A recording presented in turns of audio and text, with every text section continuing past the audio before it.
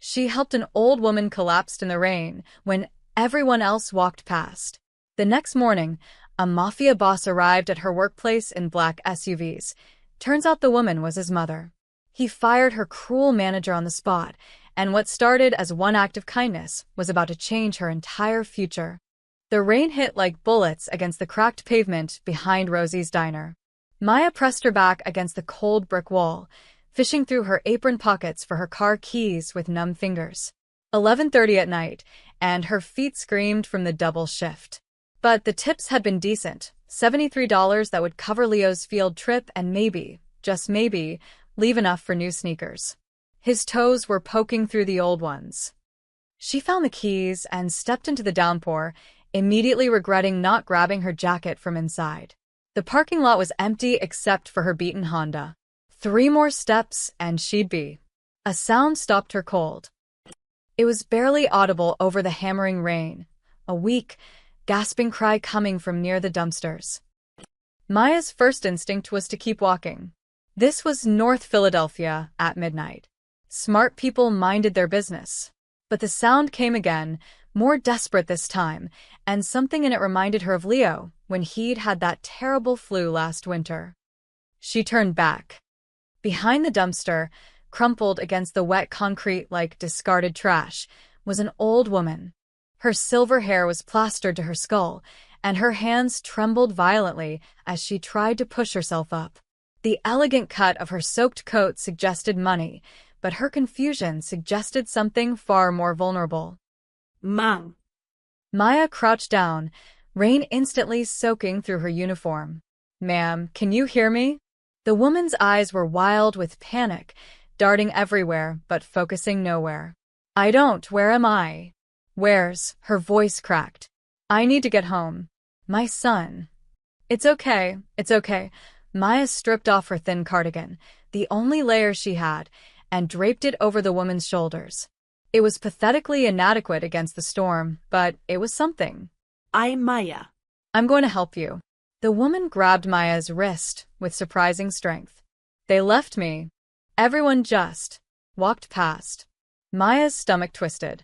She'd seen at least 4 people leave through the back door in the last hour. Every single one had chosen to look away. I'm not walking past, Maya said firmly. She slipped an arm around the woman's back. Come on. Let's get you somewhere dry. Getting her to her feet was harder than expected. The woman's legs kept buckling, and Maya had to bear most of her weight. They stumbled forward together, rain lashing their faces. Maya's Honda was closer, but taking a confused elderly woman to a secondary location felt wrong. The 24-hour bus shelter on Broad Street, that was public, visible, safe. What's your name?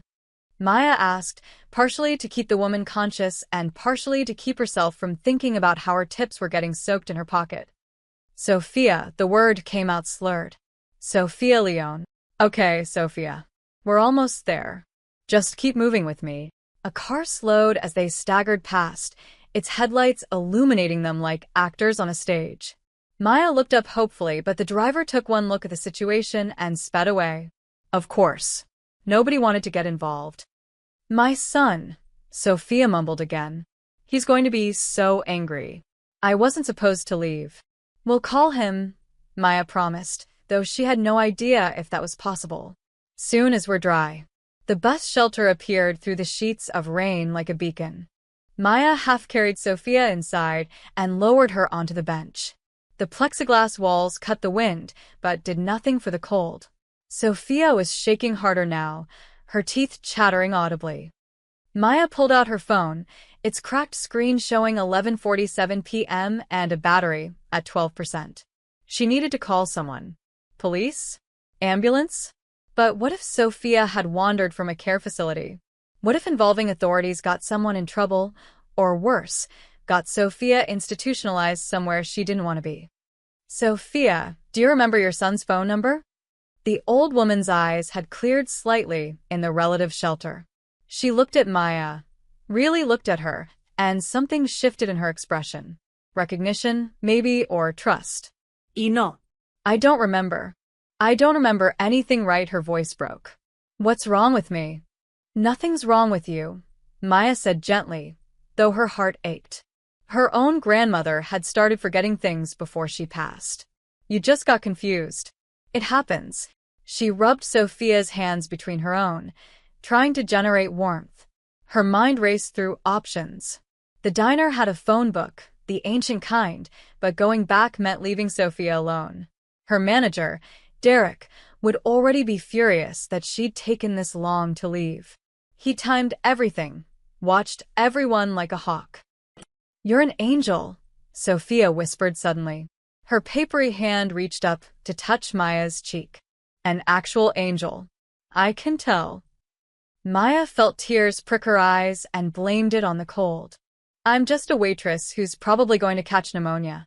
But Sophia wouldn't let go of her hand. They sat like that, two strangers taking shelter from the storm, until Sophia's shaking eased and her breathing steadied. Until the bus pulled up 20 minutes later and the driver, a kind-faced woman in her 50s, recognized Sophia. "Mrs. Leone, we've been looking everywhere for you." The driver was already on her radio. "She lives at Riverside Senior Homes. Wandered off this afternoon." Within minutes, a van arrived. A frantic caregiver rushed out, apologizing profusely. Sophia went calmly, but turned back at the last moment. "Thank you," she said to Maya, clear-eyed and certain. "You're an angel." Then she was gone. Maya stood shivering in the bus shelter, completely alone, as the rain finally began to ease. Her phone was dead. Her tips were soggy. And she had to be back at the diner in 8 hours. She didn't feel like an angel. She felt exhausted. The morning sun was cruel and bright when Maya pushed through the diner's doors at 7 a.m. Her uniform was still damp, her hair pulled into a hasty bun. She'd gotten maybe 3 hours of sleep, most of it spent worrying about paying the electric bill. Maya. Office. Now, Derek's voice cut across the breakfast chatter. Her stomach dropped. Derek was the owner's nephew, a petty tyrant who'd been looking for an excuse to cut staff since he'd taken over management last month. Maya had been careful, so careful, to give him nothing. The office was cramped and smelled like stale coffee. Derek sat behind the desk, arms crossed, his expression smug. "We're letting you go." The words didn't register at first. "What?" "You've been stealing." He pushed a spreadsheet across the desk. "Cash register's been short. I've tracked it to your shifts." "That's impossible." "Security footage shows you accessing the register after hours." His smile was pure poison. "Don't make this harder than it needs to be." Maya's mind spun. After hours? She never. Wait. Last Tuesday.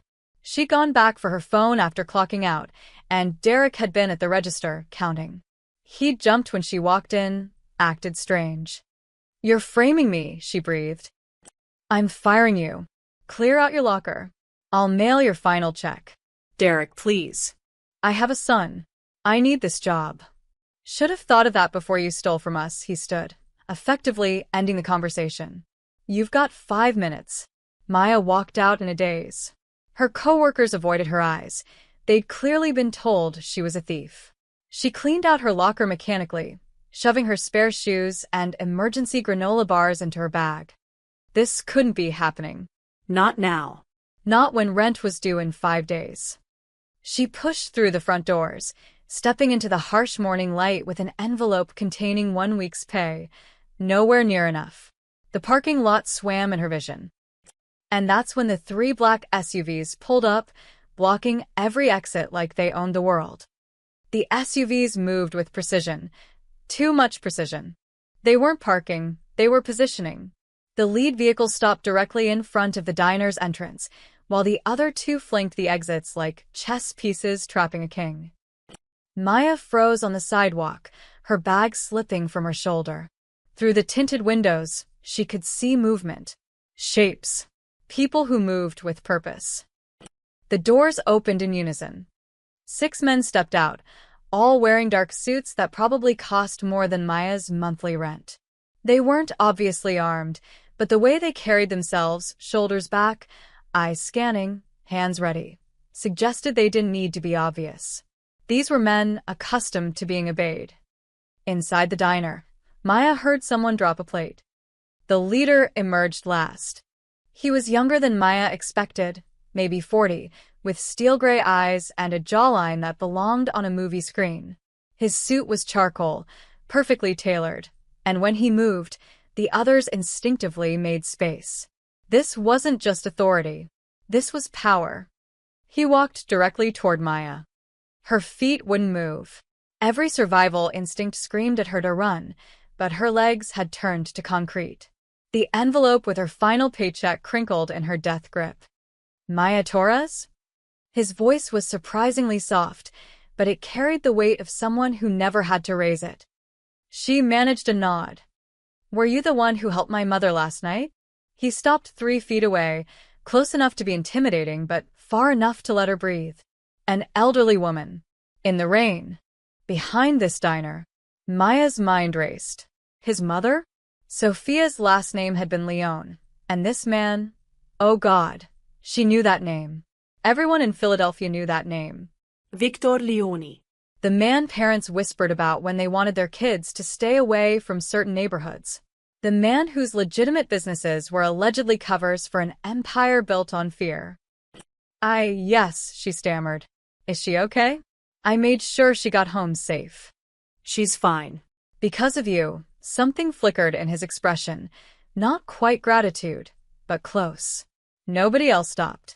Security footage from the pharmacy across the street shows 4 people walked right past her. You were the only one who didn't. Behind him, Maya saw faces pressed against the diner's windows. Derek stood frozen by the register, his face pale. Her former co-workers had abandoned all pretense of working. Everyone was watching. Everyone knew exactly who Victor Leone was. I just did what anyone would, Maya started. But they didn't. Victor cut her off, not unkindly. They didn't and you did. My mother has dementia. She wandered away from her caregiver yesterday afternoon. We've been searching for 12 hours, his jaw tightened. 12 hours she was alone, confused, vulnerable. And the only person who showed her kindness was a waitress at the end of a double shift. Maya didn't know what to say. Her heart hammered so hard, she could feel it in her throat.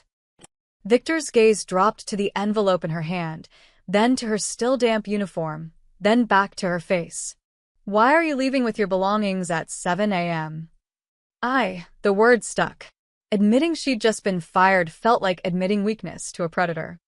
But Victor's expression darkened with understanding. He turned toward the diner, and the temperature seemed to drop 10 degrees. Wait here, he said.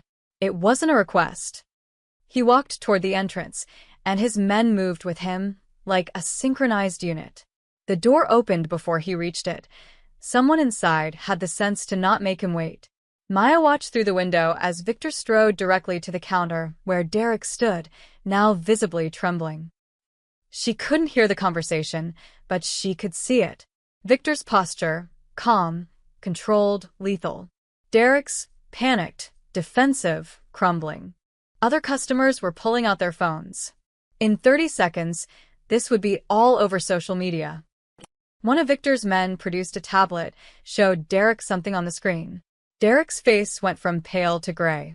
He shook his head frantically, but Victor leaned in, said something that made the manager's knees literally buckle. Maya watched in surreal fascination as her former boss pulled out keys with shaking hands, opened the register, and started counting. No, not counting. Confessing. His mouth moved rapidly, words tumbling out, hands gesturing. The performance of a man desperate to save himself. Another man in a suit, this one carrying a briefcase, produced papers. Derek signed them.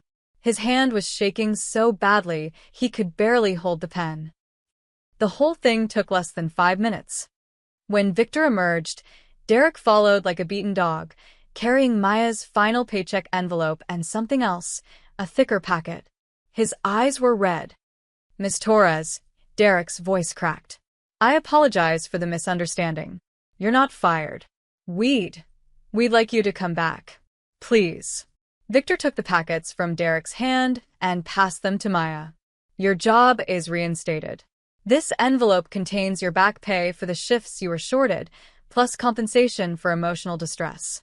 The diner's owner has signed a statement clearing your name and admitting to his own financial discrepancies. Maya stared at the envelopes, then at Derek's terrified face, then at Victor. I need to speak with you, Victor said quietly. Somewhere private. You have questions and you deserve answers. I can't. Please, that single word, spoken by a man who clearly never begged, carried more weight than any threat could. My mother keeps asking for you. She wants to thank you properly. Maya looked at the diner, at Derek, at the impossible amount of money she was suddenly holding. Okay, she whispered, sealing her fate without knowing it. Okay. Victor guided Maya to a cafe 3 blocks away, the Morning Blend, a place with floor-to-ceiling windows and enough foot traffic to feel safe. He'd chosen it deliberately, she realized. Somewhere public. Somewhere she wouldn't feel trapped. His men stayed outside, dispersed but watchful. Victor sat across from her at a corner table, 2 untouched cappuccinos between them. Maya's hands were still shaking. You didn't have to do that, she said finally, breaking the silence. Back there. I would have survived. Would you have? Victor's gaze was steady. How much is your rent? The question caught her off guard. I don't see how. 1,200? 14? And you're a single mother. I saw the school pickup permission form fall out of your bag. 1 income, 1 job you just lost, no savings because you can't save when you're living shift to shift, he leaned back. So, I'll ask again. Would you have survived? Maya's throat tightened. She hated how accurate he was. Hated how transparent her life apparently was to a stranger. Derek was stealing, Victor continued, his voice matter-of-fact. About $2,000 a month for the past 6 months, skimming from the register and falsifying reports. When my people started asking questions this morning, he panicked. Tried to make you the scapegoat before we could dig deeper. Your people started asking questions? Why? Maya finally looked at him directly. Why do you even care about this? Something shifted in Victor's expression, a crack in the armor. My mother has late-stage dementia. Most days, she doesn't remember my name. She gets agitated easily, trusts no one, lashes out at her caregivers. He paused. This morning, for the first time in 2 years, she was calm. Happy. She kept talking about the kind girl with warm hands who saved her life. I didn't save. You did, his voice was firm. You have no idea what it's like to watch someone you love disappear piece by piece. To know they're terrified and confused and you can't fix it. Last night, my mother was alone in a storm, and every person who saw her decided she wasn't their problem. His jaw tightened. Except you. Maya stared at her untouched coffee. I just did what felt right. Which is precisely why I'm here. Victor pulled out his phone, scrolled, then turned it toward her. The street camera footage from the pharmacy. Watch. The black and white video showed the alley behind the diner. Maya watched herself discover Sophia, saw the exact moment she decided to help instead of walk away. The timestamp showed how long she'd stayed, 47 minutes in the freezing rain when she could have called 911 and left. Then the video cut to different footage inside the diner from 2 nights ago. Derek, alone after closing, pocketing bills from the register. Methodical. Practiced. He'd done this dozens of times. I had my people pull every camera in a 3-block radius, Victor said, pocketing the phone. Derek confessed to everything once he realized we had evidence. He signed a statement admitting to the theft and clearing your name. That statement is legally binding. And if he goes back on it, he won't. Victor's smile didn't reach his eyes. I explained what would happen if he did. A chill ran down Maya's spine. This was the part she'd been dreading, the reminder of who exactly she was sitting across from. I don't want anyone hurt because of me, she said carefully. No one will be hurt. Derek will face legal consequences. I've already forwarded the evidence to the police. But nothing more than that. Victor met her eyes. I know what you're thinking. You're thinking I'm a dangerous man, and you're right. But I'm also a son who's watching his mother fade away, and last night you gave her a moment of peace. That means something to me. Maya wrapped her hands around her cup, seeking warmth. What do you want from me? Nothing, the answer was immediate. Well, one thing. My mother keeps asking to see you again. Just to say thank you properly. That's all. It sounded simple. Too simple. And if I say no, then you say no. Victor stood, pulling out his wallet. He placed $500 bills on the table. For the trouble I've caused this morning. Buy your son something nice. Maya stared at the money. It was more than she made in 2 weeks. I can't accept this. You already helped my mother for nothing. This isn't payment, it's gratitude. He turned to leave, then paused. One more thing. Derek was using your employee ID to clock in during off hours, making it look like you were accessing the register. That's how he framed you. My people found evidence of it on the diner's computer system. You might want to file a formal complaint. Victor, Mr. Leone? Just Victor, his expression softened slightly. You saved my mother's life, Maya. In my world, that creates a debt. I don't like being in debt. He walked toward the exit, his men materializing from nowhere to flank him. Maya sat frozen, staring at the money on the table and the 2 envelopes in her bag. Her phone buzzed. A text from an unknown number. My mother is at Riverside Senior Homes, room 237. Visiting hours are 2 to 8 p.m. daily. No pressure. But she'd love to see you. Maya looked up, but Victor was already gone, swallowed by the black SUVs that moved like sharks through morning traffic. She picked up one of the $100 bills, held it to the light to make sure it was real. Everything had just changed, and she had no idea if it was for better or worse. Maya didn't go to Riverside Senior Homes that day, or the next. She told herself she was too busy, picking up Leo from school, restocking the apartment, catching up on laundry. But the truth sat heavier. She was scared. Not of Victor, exactly. Scared of what getting involved with his world might mean. On the 3rd day, her phone rang from the same unknown number. Miss Torres.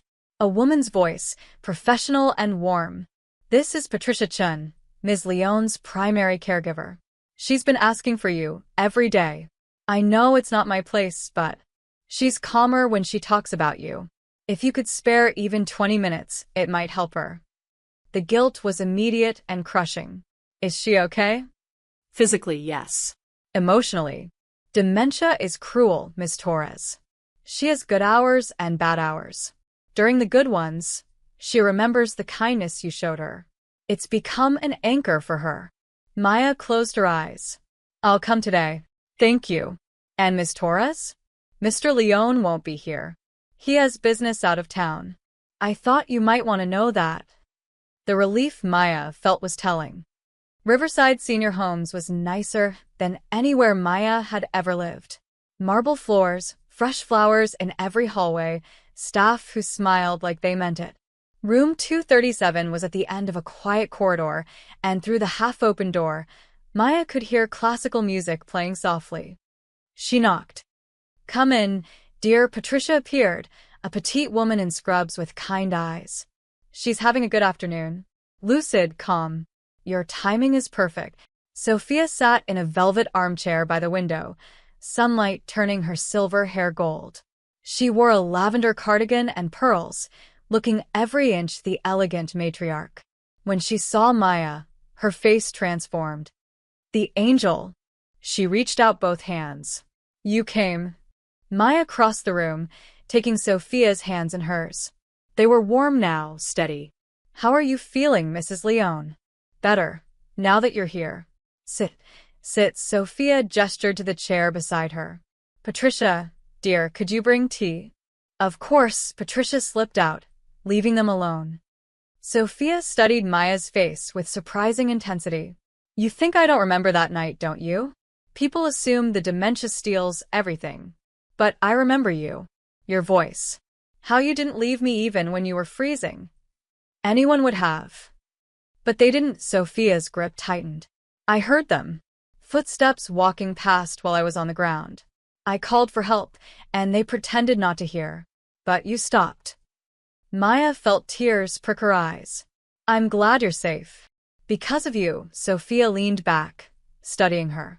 Victor told me you have a son. Leo, yes? How old? 7. He's everything. Of course he is, Sophia smiled. I remember when Victor was 7. Stubborn as a mule. Even then. Always trying to protect me, even from things that couldn't hurt us, her expression clouded. His father was difficult. Victor learned too young that the world is hard. That kindness is weakness.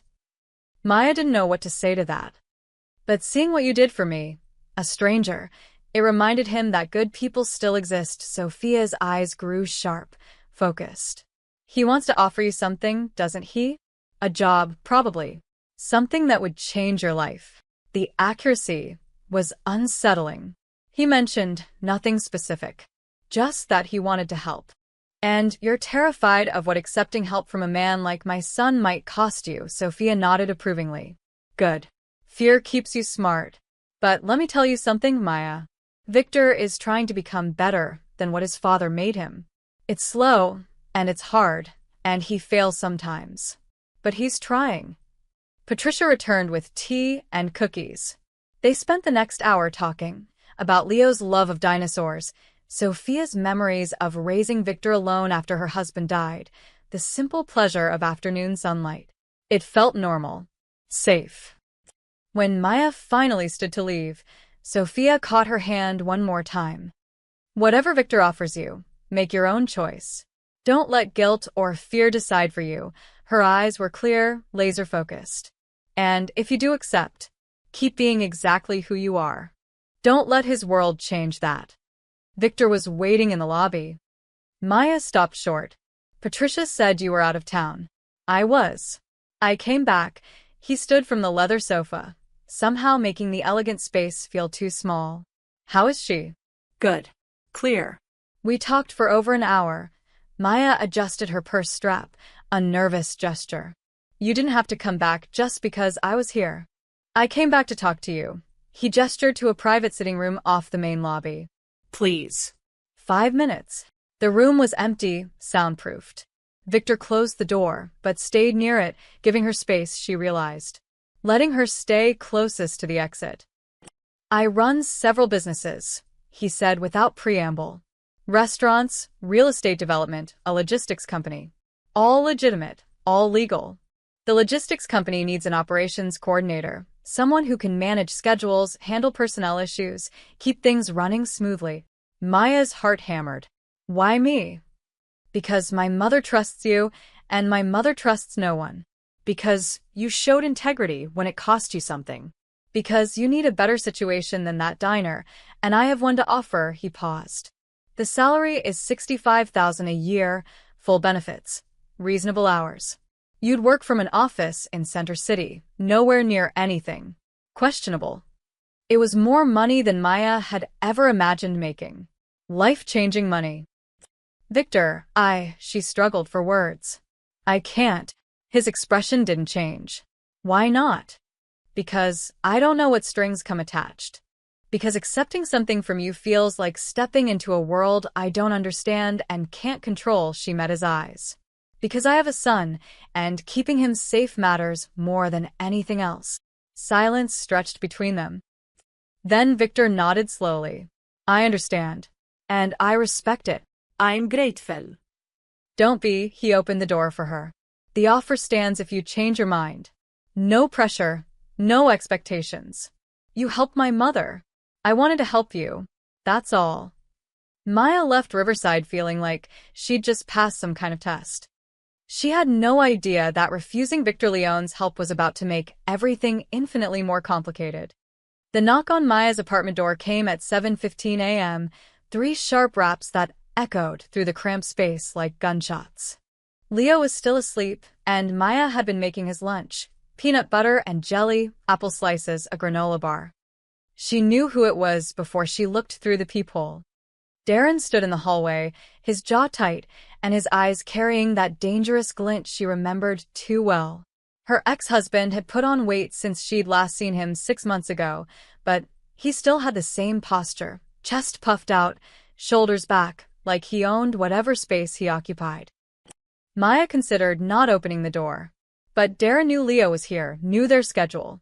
Ignoring him would only make things worse. She opened the door, but kept the chain on. It's not your weekend. We need to talk. His voice was controlled, but she heard the anger underneath. Now. Leo's sleeping. I know about the Mafia guy. Darren leaned closer to the crack in the door. You think I wouldn't find out? It's all over social media. My son's mother is mixed up with Victor Leone. Maya's stomach dropped. I'm not mixed up with anyone. 3 black SUVs at your workplace. A known criminal personally handling your employment dispute. You visiting his mother at some fancy care home. Darren's lip curled. How long have you been seeing him, Maya? How long have you been exposing my son to these people? I'm not seeing anyone. An old woman needed help, and I helped her. That's it. That's it. Darren laughed, harsh and bitter. You expect me to believe Victor Leone shows up for just anyone? You think I'm stupid. Through the crack in the door, Maya saw Mrs. Chun from apartment 4C slow her walk to the elevator, listening. Perfect. Within an hour, the whole building would know about this conversation. Lower your voice, Maya hissed. You'll wake Leo. Maybe Leo should wake up. Maybe he should know what kind of choices his mother is making. Darren's hand pressed against the door. I've been talking to my lawyer. A mother who associates with organized crime? That's grounds for custody reevaluation. The words hit like a physical blow. You can't. I can and I will. Unless you cut all contact with Leone and anyone connected to him. Immediately, Darren's voice dropped to something quieter, more dangerous. I've been clean for 8 months, Maya. Got a steady job, a 2-bedroom apartment in a good school district. I'm ready to be a real father to Leo. Can you say the same? Can you honestly say keeping company with the mob is what's best for our son? Maya's hands trembled on the door. Darren had been a nightmare when they were married, controlling, verbally cruel, with a temper that had twice put holes in their walls. He'd never hit her, but he'd made her feel small in 1,000 other ways. She'd left when Leo was 3, and it had taken everything she had to keep primary custody. But he was right about one thing. A judge would care about Victor Leone's reputation. I helped an elderly woman, Maya said, keeping her voice steady through sheer force of will. That's all. There's nothing else to it. Then you won't mind signing this. Darren pulled a folded paper from his jacket. Statement saying you won't have further contact with the Leone family or any of their associates. My lawyer drew it up. Sign it, and we can forget this conversation happened. And if I don't, then I file for emergency custody evaluation. Let a judge decide if Leo belongs with a mother who's making friends with criminals. He slid the paper through the crack in the door. You have until Friday. That's 3 days. He walked away before Maya could respond, his footsteps heavy on the worn carpet. Maya closed the door and leaned against it, the paper clutched in her shaking hands. Her mind raced.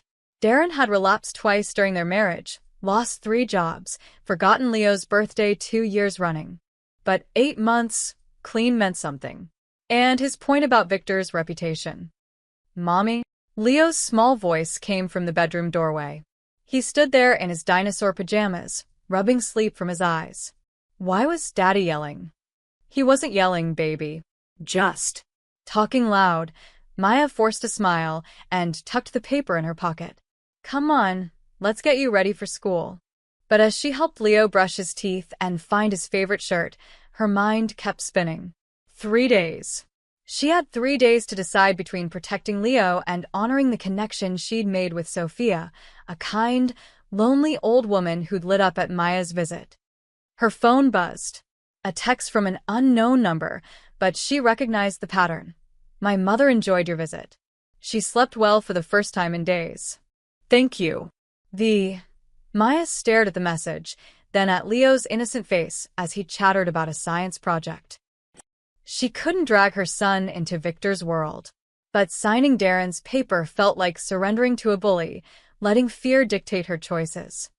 At drop-off, one of the other mothers, Jessica, whose son was in Leo's class, pulled Maya aside. Is it true? Jessica's voice was hushed, almost reverent. About Victor Leone? There's nothing to tell. My cousin works at Rosie's diner. She said Leone himself came in, made your boss confess to stealing. Said it was like something from a movie. Jessica's eyes were wide. Are you with him? No.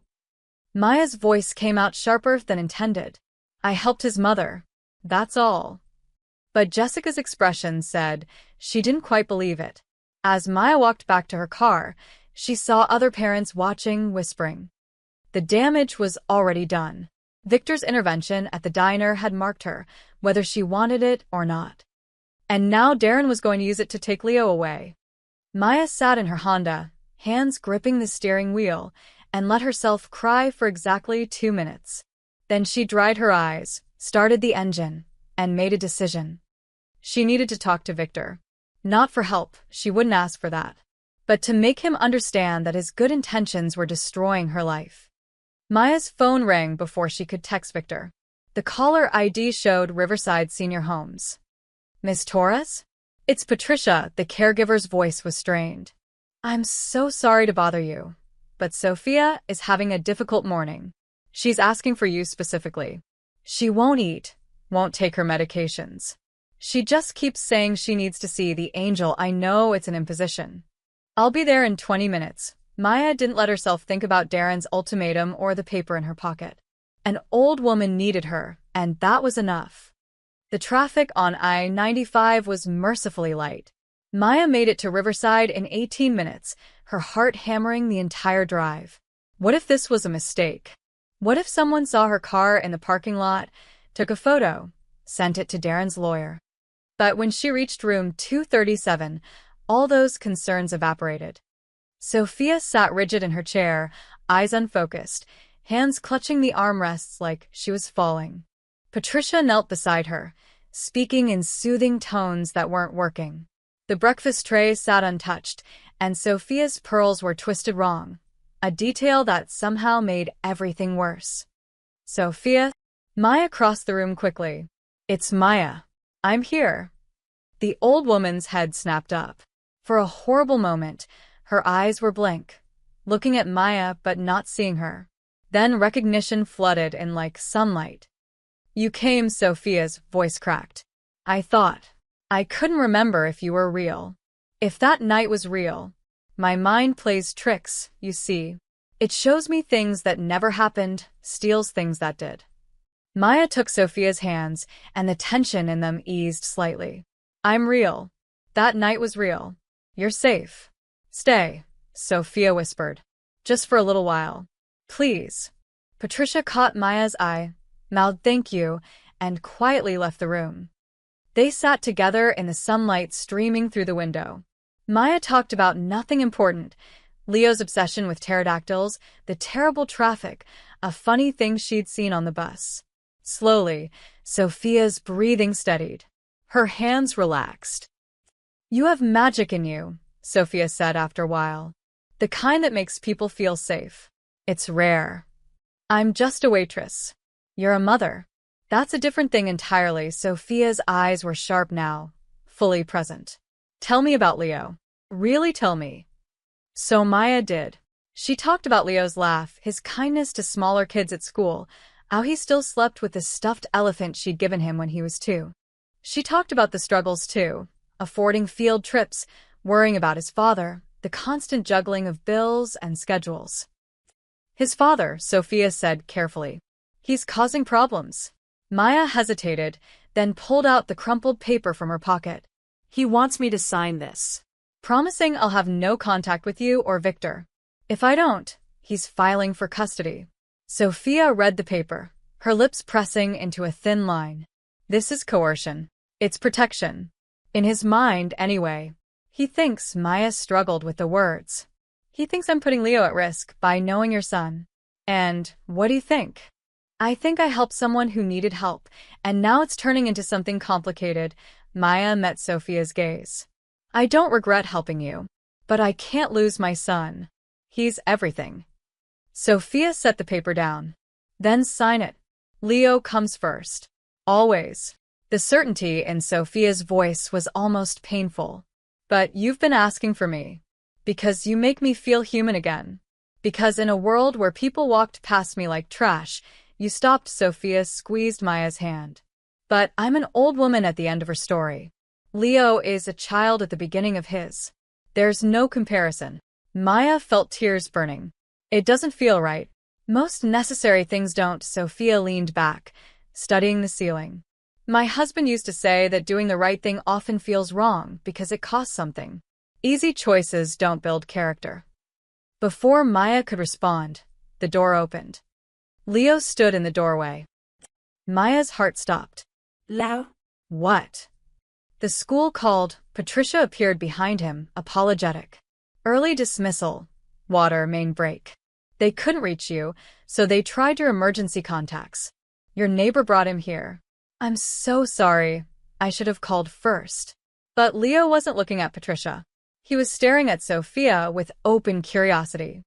Are you the grandma my mom helped? He asked, walking straight into the room with the fearlessness of 7-year-olds everywhere. Sophia's face transformed. I am. And you must be Leo. Your mother has told me wonderful things about you. She helped you in the rain. Leo climbed into the chair beside Maya. Mom says we always help people who need help, even when it's hard. That's what heroes do. Your mother is very wise. She's the best. Leo said it with absolute certainty. Then, with the subject-changing speed of children, do you like dinosaurs? I'm learning about pterodactyls. They're not actually dinosaurs, they're pterosaurs. A lot of people get that wrong. Sophia laughed, a real, delighted sound. I didn't know that. Tell me more. Maya watched, frozen, as her son and this elegant old woman fell into easy conversation. Leo showed Sophia his dinosaur fact cards, always in his backpack. Sophia told him about the museum she used to visit with Victor when he was young. They talked about fossils and favorite foods and whether dogs or cats made better pets. It was so natural, so simple. 20 minutes passed like seconds. Then the door opened again, and Victor stood there. He took in the scene, his mother laughing, Leo chattering away, Maya caught between wonder and terror, and something in his expression cracked open. You brought your son, he said quietly. I didn't. School called. I didn't know. Maya stood, instinctively protective. But Victor wasn't looking at her. He was looking at his mother, who was smiling wider than Patricia had probably seen in months. Mr. Leone, Patricia whispered from the doorway. She's been like this since Leo arrived. Engaged, present, happy. Victor stepped into the room slowly, like approaching something fragile. Ma? You feeling okay? I'm wonderful. Sophia reached for his hand. Come meet Leo. He's teaching me about pterodactyls. Pterosaurs, Leo corrected cheerfully. Common mistake. Victor's lips twitched. He shook Leo's hand with mock solemnity. Nice to meet you, Leo. Thank you for educating my mother. No problem. She's really nice. Leo looked at Maya. Mom, can we visit again? I want to tell her about the T-Rex skeleton at the Franklin Institute. Maya saw Victor watching her, saw the question in his eyes. She thought about the paper in her pocket, about Darren's ultimatum, about the impossible choice she was facing. We'll see, baby, she said softly. But she already knew this was going to be harder than she'd thought. Maya didn't notice the silver sedan at first. It was parked across from her building when she and Leo got home, just another car in a neighborhood full of them. She was too busy helping Leo with his backpack and listening to him chatter about Sophia's stories. She said Mr. Victor used to collect rocks when he was my age. Real rocks from all over. Can I start a rock collection, Mom? Maybe for your birthday, sweetheart. Maya unlocked their apartment door, the third-floor walk-up suddenly feeling steeper than usual. Go wash your hands. Dinner in 20 minutes. It wasn't until she glanced out the kitchen window while boiling pasta that she saw it again. The same silver sedan, now idling near the corner bodega. 2 men sat in the front seat, just waiting. Probably nothing. Probably someone visiting a neighbor. But Maya's instincts, honed by years of late-night diner shifts in rough neighborhoods, prickled with warning. She checked on Leo, safely absorbed in a dinosaur documentary, then pulled out her phone. Victor's last text was still there, unanswered. Her thumb hovered over the keyboard. Don't be paranoid. Don't drag him into this. She put the phone down and made spaghetti. The sedan was still there at 9 p.m. when Maya tucked Leo into bed. And at 10 p.m. when she did the dishes. At 11 p.m., she stood at the window in the dark and watched as one of the men got out, lit a cigarette, and made a phone call while staring directly at her building. Maya's hands shook as she picked up her phone. There's a car outside my apartment. 2 men. Been here for hours. She sent the text before she could second-guess it. Victor's response came in under a minute. Silver sedan? License plate FJK 2847. Her blood turned cold. How did you know? I have someone watching your building. For your protection. The sedan showed up an hour after my guy did. Stay inside. Lock your doors. I'm sending more security. Victor, what's happening? The typing indicator appeared, disappeared, appeared again. People saw me at your apartment building yesterday. My enemies assume you're important to me. They're watching to see if you are. Maya read the message 3 times, each time feeling sicker.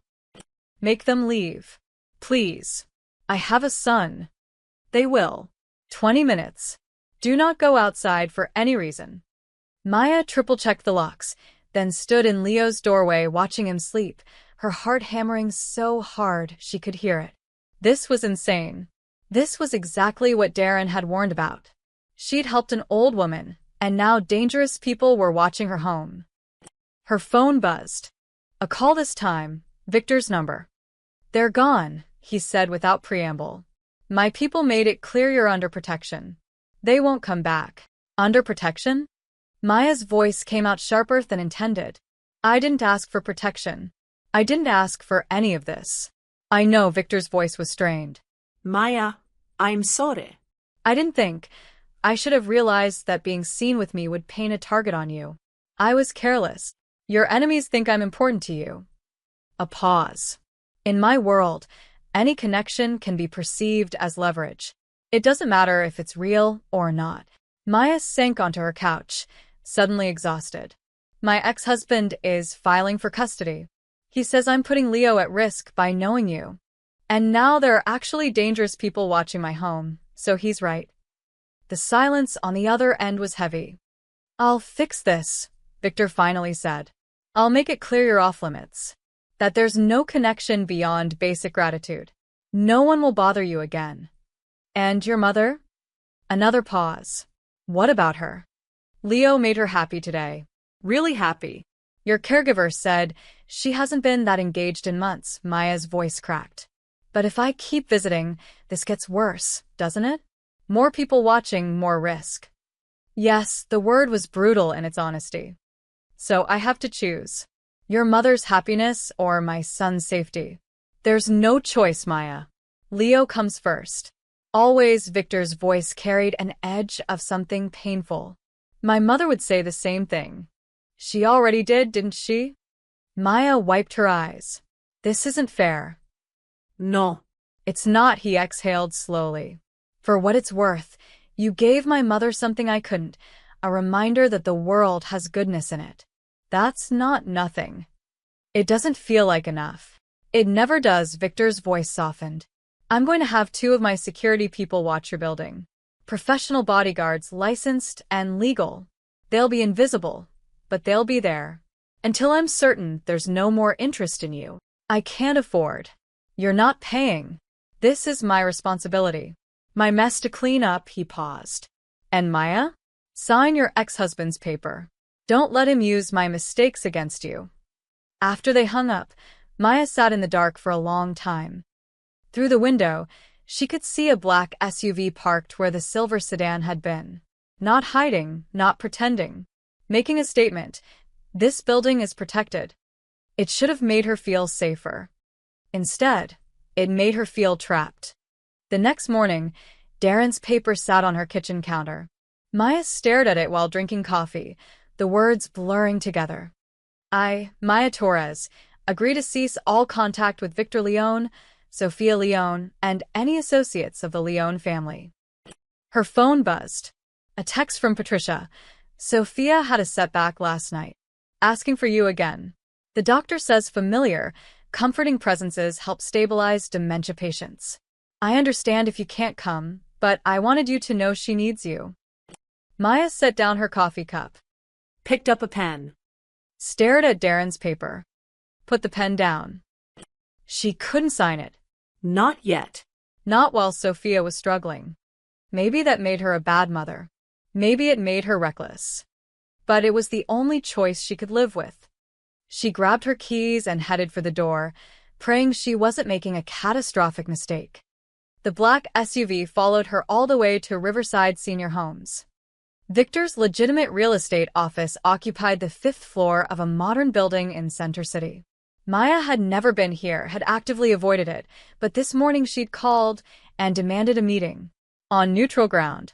Somewhere public and professional. If she was going to set boundaries, she needed to do it face to face. The receptionist, a polished woman in her 30s, led Maya to a glass-walled conference room overlooking the city. Everything was chrome and clean lines, more corporate than Maya had expected. Framed development projects lined the walls, affordable housing complexes, a community center, a renovated historic district. Victor entered 3 minutes later, closing the door behind him. He wore a navy suit, no tie, and looked tired. "Thank you for coming," he said. "I didn't sign the paper." Maya stayed standing, keeping the table between them. "My ex gave me until Friday, and I didn't sign it. Because your mother needed me, and I couldn't walk away from someone who's suffering. But that ends today." Victor's expression didn't change. "I'm listening." "I need to be very clear about something." Maya's voice was steady despite the fear coursing through her. "Leo is 7 years old. He's kind and smart and innocent, and he deserves a childhood that doesn't include bodyguards and dangerous men watching our home.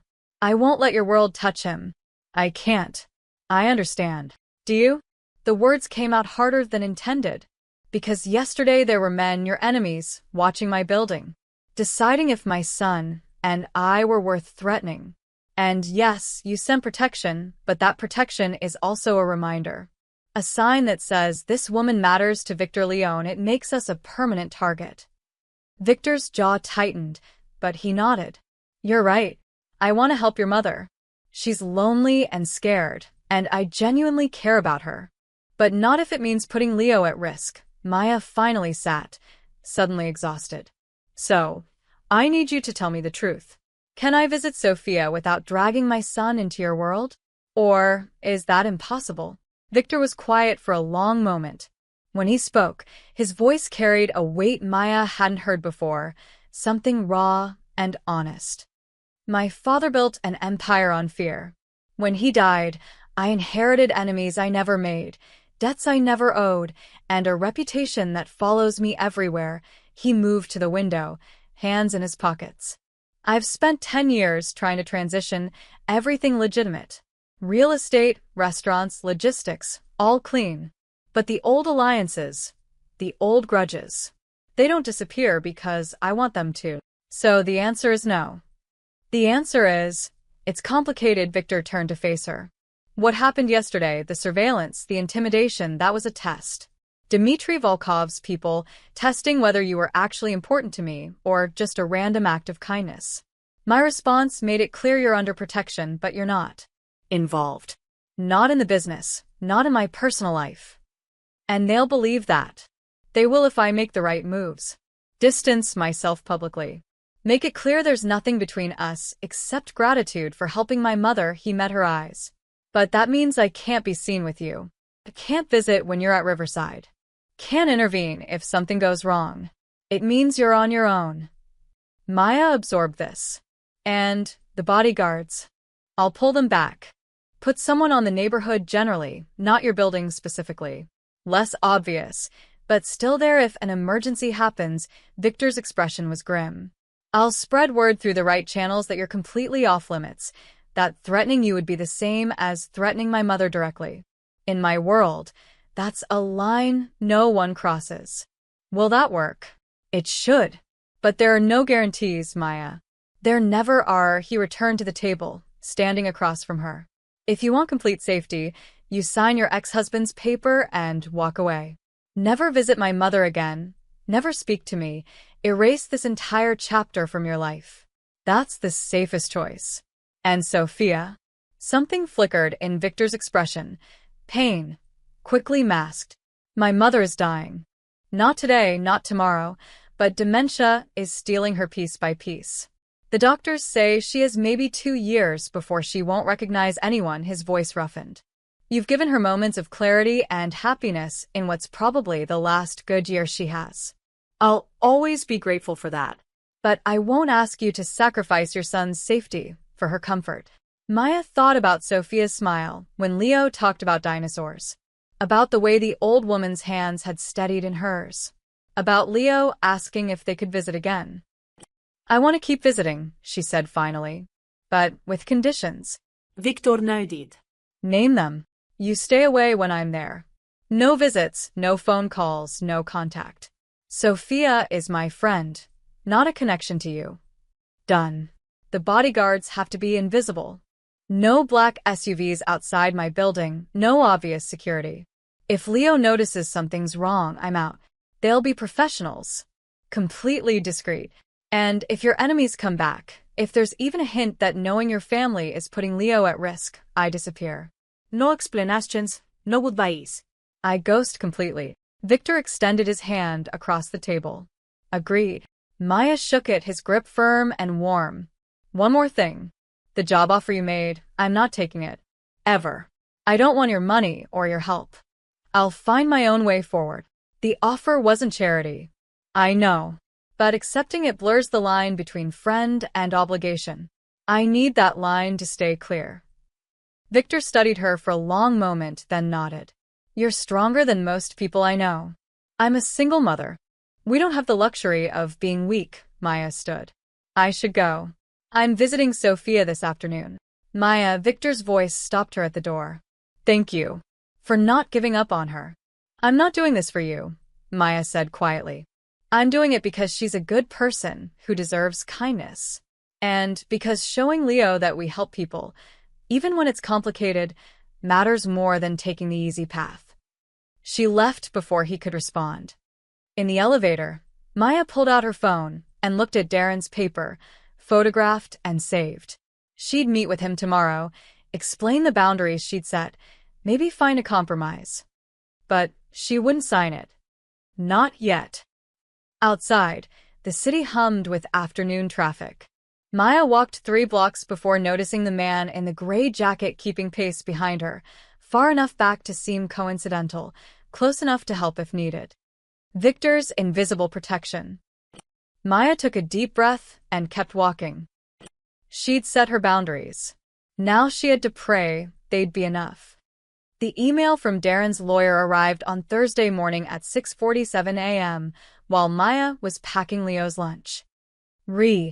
Emergency custody hearing. Torres versus Torres. Her hands froze on the bread bag. Emergency hearing. The words swam before her eyes as she scrolled through legal jargon that essentially said, Darren had filed for temporary emergency custody, citing immediate risk to the minor child due to mother's association with known criminal elements. The hearing was scheduled for next Tuesday, 5 days away. Mom. Leo appeared in the kitchen doorway, already dressed for school. You okay? Maya forced a smile, shoving her phone in her pocket. I'm fine, baby. Just work stuff.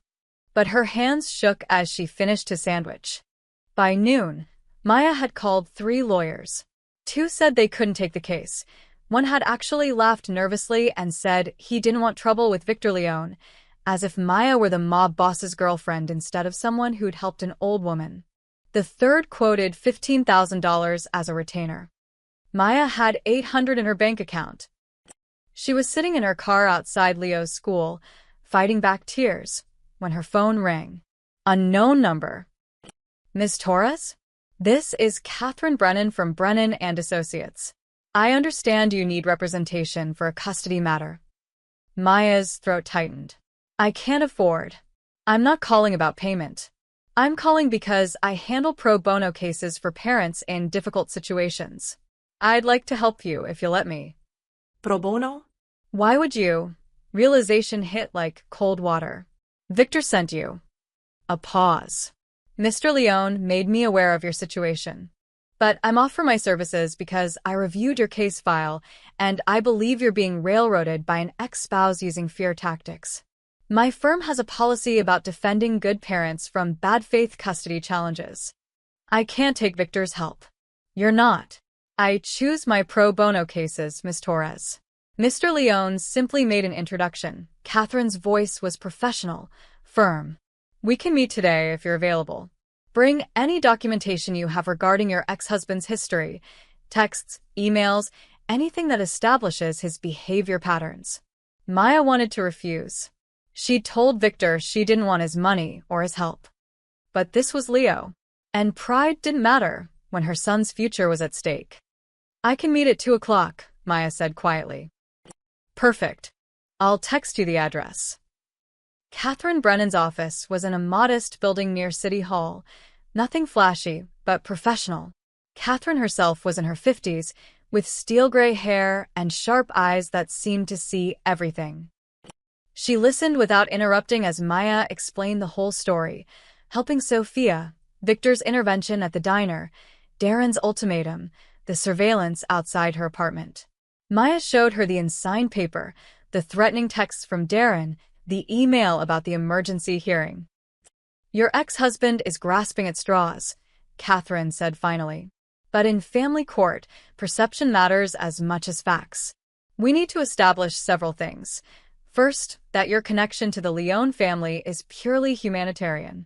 Second, that no danger has actually touched your son.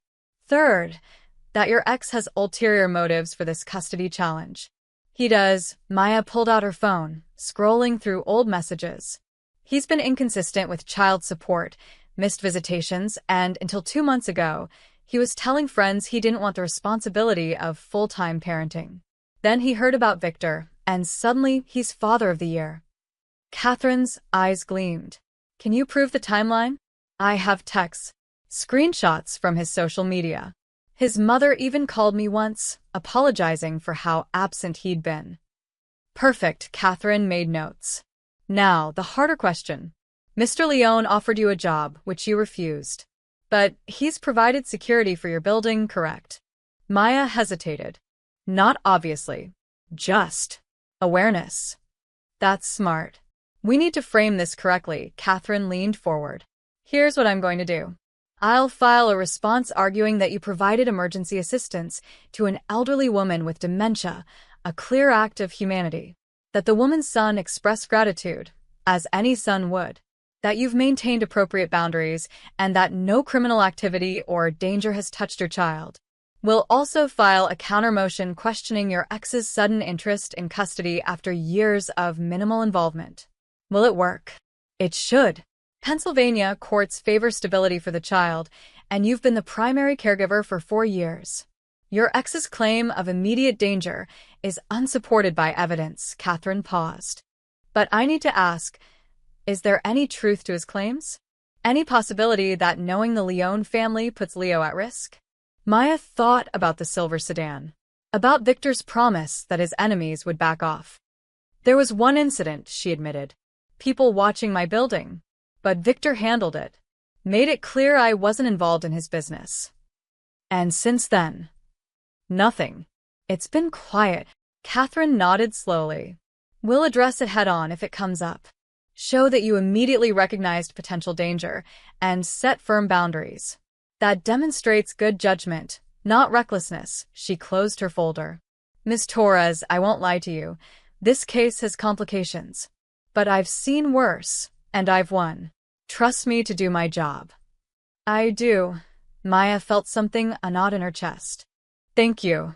As she left the office, her phone buzzed. A text from Victor. The lawyer I recommended is excellent. But to be clear, she's working for you, not for me. Whatever she advises, follow it. Even if it means cutting all contact with my family.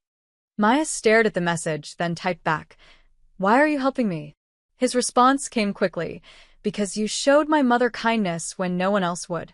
Because you're fighting to protect your son the same way she fought to protect me. Because it's the right thing to do. She pocketed her phone without responding. That night, Leo asked why she seemed worried. Just grown-up stuff, baby, Maya said, tucking him in. Is it about Dad? Leo's voice was small. He called Grandma. She told me he wants me to live with him more. Maya's heart clenched. Would you want that?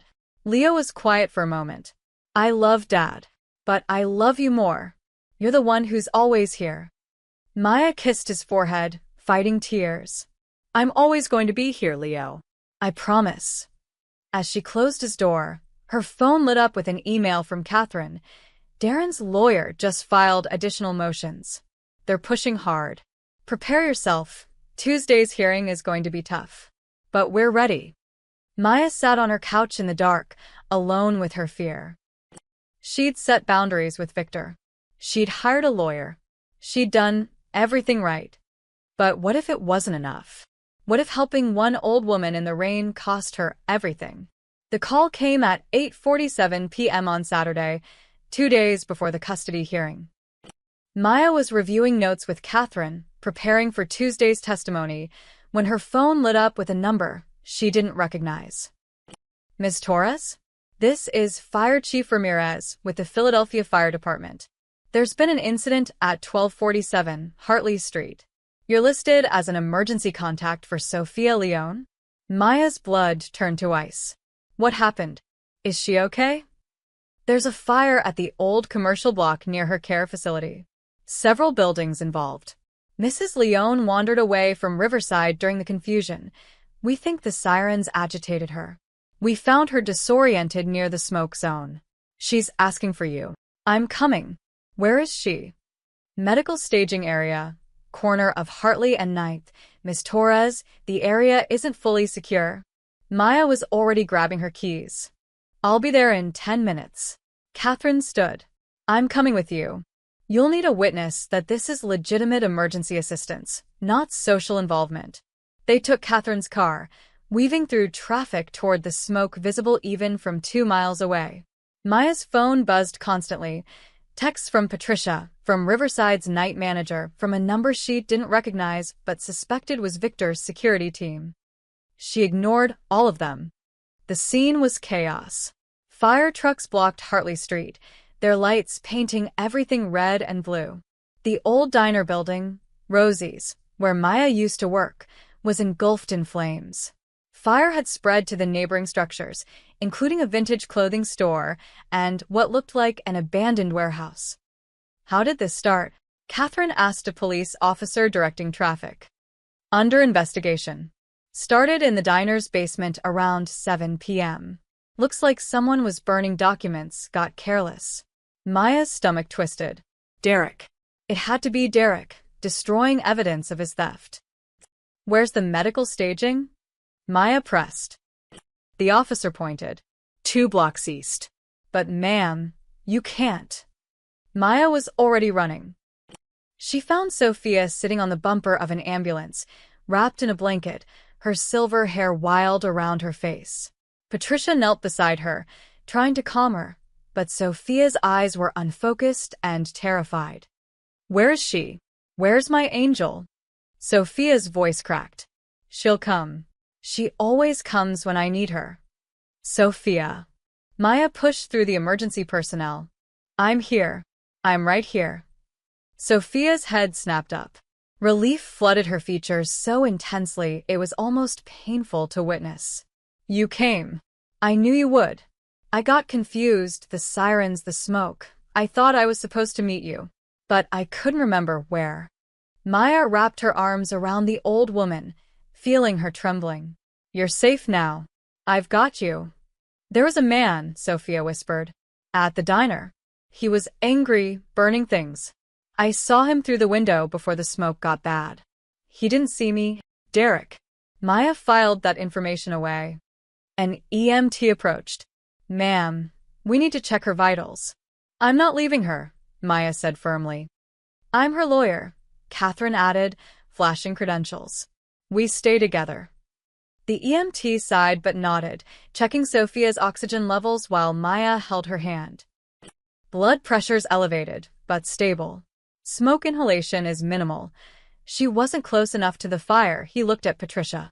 She can go back to Riverside, but someone should stay with her tonight. I will, Maya said immediately. Patricia's relief was visible. Thank you. We're short-staffed tonight. Half our people are helping with the evacuation. A commotion erupted near the fire line. Maya looked up to see Victor pushing past police barricades, his suit jacket gone, his face streaked with soot. Two of his men flanked him, both looking grim. He locked eyes with Maya across the chaos. Then he looked at his mother, safe in Maya's arms, and something in his expression cracked. He started toward them, but Catherine stepped into his path. Mr. Leone, I'm Catherine Brennan, Miss Torres's attorney. I need you to keep your distance. Victor stopped short. Is my mother safe? Thanks to Ms. Torres, who responded immediately to an emergency call, Catherine's voice was crisp, professional. Any interaction between you and my client right now could be misconstrued in court proceedings. I'm sure you understand. Victor's jaw clenched, but he nodded. He looked at Maya. Thank you. Then he turned to his security team. Get Derek Crawford. Now. I want him in police custody within the hour. Already done, boss. Cops picked him up 20 minutes ago. Found him 3 blocks away with evidence of accelerants on his clothes. A fire investigator approached Victor. Mr. Leone? We found the remains of financial documents in the basement. Looks like someone was destroying records. The owner, Victor said coldly. Derek Crawford. He was embezzling from the business, knew I was investigating, tried to destroy the evidence, and nearly killed people in the process. The investigator made notes. We'll need your full statement. Maya watched this unfold while holding Sophia, who had finally stopped shaking. The old woman's breathing had steadied, but she refused to let go of Maya's hand. I want to go home, Sophia murmured. But not without you. I'll stay with you tonight, Maya promised. As long as you need. Catherine drove them back to Riverside in silence. In the rear-view mirror, Maya could see the smoke still rising from Hartley Street, black against the night sky. Derek's desperate attempt to cover his crimes had nearly caused deaths, had traumatized Sophia, had created exactly the kind of chaos that Darren's lawyer would use against Maya on Tuesday. As if reading her thoughts, Catherine spoke. This helps us. How? You responded to a legitimate emergency, provided comfort to an elderly dementia patient in crisis. Any reasonable person would have done the same. Catherine's eyes met Maya's in the mirror. It demonstrates compassion and good judgment, not reckless involvement with criminals. We'll document everything. At Riverside, Maya settled Sophia into bed. The old woman's fingers clutched at Maya's sleeve. Don't leave, Sophia whispered. The nightmares come when I'm alone. I'm not leaving. Maya pulled a chair beside the bed. I'll be right here. Sophia's eyes drifted closed, but her hand stayed locked around Maya's. Catherine stood in the doorway. I'll be in the visitors' lounge. Get some rest if you can. Tuesday's coming fast. After she left, Maya sat in the dark, listening to Sophia's breathing even out into sleep. Her phone buzzed. Victor, thank you for saving her. Again. Maya didn't respond. She just held an old woman's hand and prayed she wasn't about to lose everything that mattered. The custody hearing on Tuesday morning felt like walking into an execution. Maya sat beside Catherine at the plaintiff's table, her hands folded to hide their shaking. Across the aisle, Darren wore a new suit and an expression of righteous concern. His lawyer, a severe woman named Janet Kowalski, had a stack of papers that seemed designed to intimidate. Judge Patricia Mendoza entered, a no-nonsense woman in her 60s with sharp eyes that missed nothing. This is an emergency custody hearing in the matter of Torres versus Torres. Ms. Kowalski, you filed the emergency motion. Proceed. What followed was brutal. Janet Kowalski painted Maya as reckless, presenting blown-up photos of Victor's SUVs outside the diner, screenshots of news articles about Leone family connections to organized crime, testimony from neighbors who'd seen suspicious vehicles near Maya's building.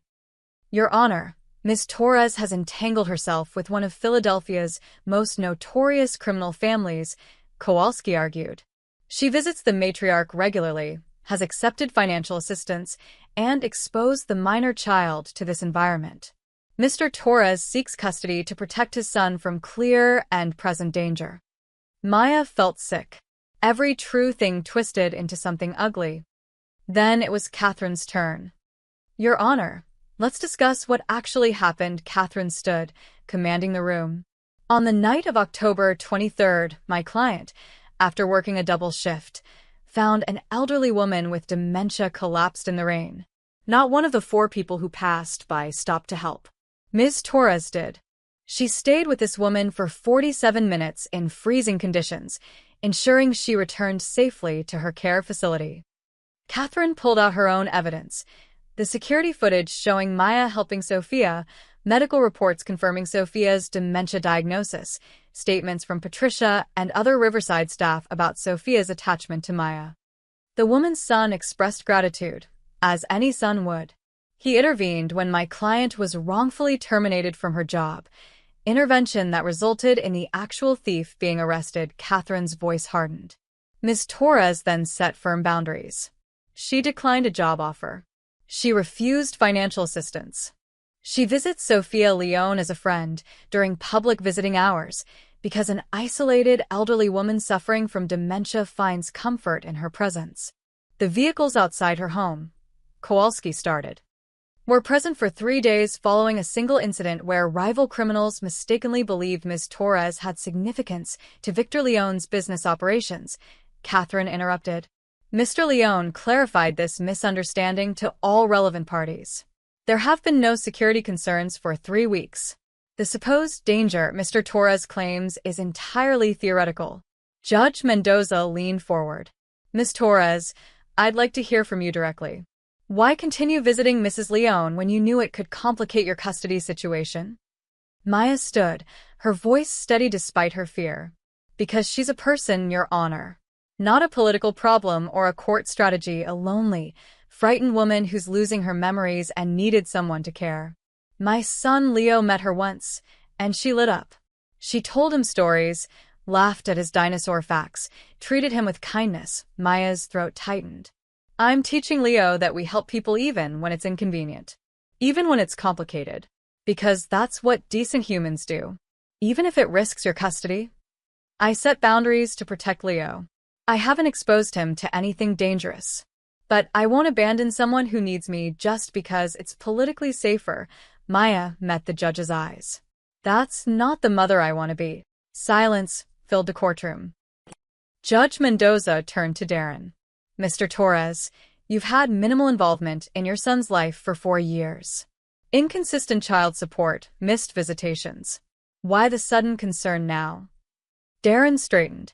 I'm 8 months sober, Your Honor. I have a steady job, a good apartment. I'm ready to be a real father. But not if my son's being exposed to. To what? The judge's voice was sharp. To his mother showing compassion? Teaching him empathy? From what I see here, the only documented danger occurred 3 weeks ago and was immediately addressed. She looked at the case files. Ms. Kowalski, your emergency motion claims, immediate risk. I see no evidence of immediate risk. I see a mother making difficult ethical choices while maintaining her child's safety. Kowalski stood. Your Honor, Victor Leone's reputation is not on trial here. Ms. Torres's parenting is. Judge Mendoza made notes. I'm denying the emergency custody motion. Ms. Torres will retain primary custody. Mr. Torres, you'll continue with your current visitation schedule. If you want to modify custody arrangements, file through standard channels with actual evidence of harm, not theoretical concerns. The gavel came down. Maya's knees nearly buckled. Catherine gripped her arm, steadying her. You won. Across the aisle, Darren's face was red with fury. He pushed past his lawyer and out of the courtroom without a word. Outside, Maya sat on a bench, gulping air. She'd won. Leo was still hers. Her phone buzzed. Patricia, Sophia's asking for you. Are you free today? Maya stared at the text. After everything, the fear, the hearing, the risk, Sophia was still asking for her. Before she could respond, another text came through. Victor, I heard about the ruling. I'm grateful. And I'm sorry for everything this cost you. Then a third message, can we talk? Not about my mother. About something else. Something I should have told you weeks ago. Maya looked at Catherine, who was packing up her briefcase. Go, Catherine said quietly. You set boundaries, you won your case, and you stayed true to yourself. Whatever comes next, you've earned the right to choose it freely. Maya typed back to Victor. Where and when? His response, the hospital courtyard at Riverside. 1 hour. I promise. This is the last time I'll ask anything of you. Maya stood, smoothed her dress, and headed for her car. Whatever Victor wanted to say, she'd listen. But she'd do it on her own terms, with her eyes wide open. The woman who'd helped Sophia in the rain wasn't the same woman walking into this meeting. She'd been tested, threatened, and forced to fight. And she'd survived. 1 month later, the ribbon cutting for Sophia's house drew a bigger crowd than Maya had expected. The converted brownstone on Callow Hill Street gleamed with fresh paint, soft yellow with white trim, and the sign above the door read, Sophia's House, Community Support Center.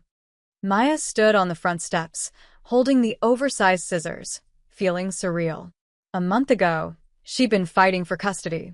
Now she was the coordinator of a fully funded community center that offered free ESL classes, after-school programs, support groups for caregivers of dementia patients, and a daily meal service. All of it legitimate. All of it clean. Ready, Catherine stood beside her, now a friend more than a lawyer. I think so. Maya looked at the gathered crowd, neighbors, local politicians, reporters. And there, in the back, standing apart but present, Victor. He'd kept his promise from that conversation in the hospital courtyard a month ago. The one where he'd told her the truth, that watching her risk everything for his mother had forced him to confront what he'd become. That he was tired of the violence, the fear, the legacy his father had left him.